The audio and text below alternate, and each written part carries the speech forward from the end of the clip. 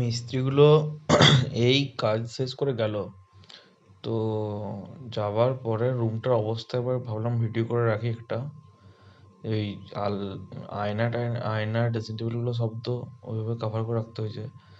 তার সাথে সাথে রুমটার কি অবস্থা এবার খালি এবার দেখো একবার। মানে মিস্ত্রির কাজ সেরে দিয়ে এই সন্ধ্যা হয়েছে গেছে আর কি। এইটা বারান্দাটা অবস্থা জল একদম ভর্তি প্লাস ধুলোবালি।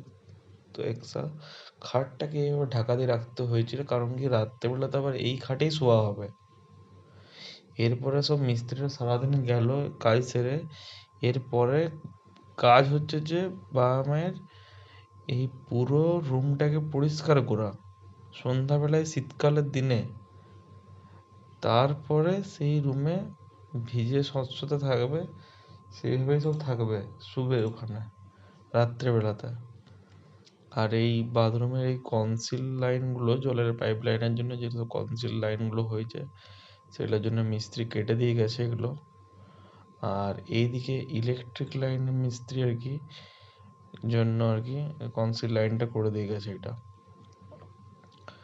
তো যাই হোক, এগুলো সব কাটা টুকরা ভাঙা সব পড়েছে। তো ঘরটাতে মিস্ত্রি যাওয়ার পরে যে কি অবস্থা হয়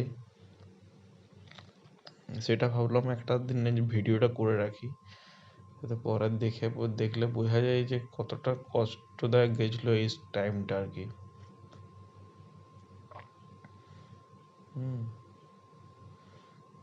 বারান্দাটা সব ভেঙে এটাকে করা হচ্ছে। এখানে এই বাথরুমের সুইচ ফুইচগুলো এটাতে করা হবে, এই দেওয়ালটাতে সব করে দিয়ে গেছে। আর তার সাথে এই রুমটার এই অবস্থা এখন হয়ে আছে। বেডটাকে প্লাস্টিক দিয়ে মুড়তে হয়েছে, গোটা চারদিকে ধুলো ঢুকে ভরে একদম যাচ্ছে তাই হয়ে আছে। এটা রুমের অবস্থা। এই রুমকে এবারে পরিষ্কার করা হবে, তারপরে থাকার যোগ্য বানানো হবে।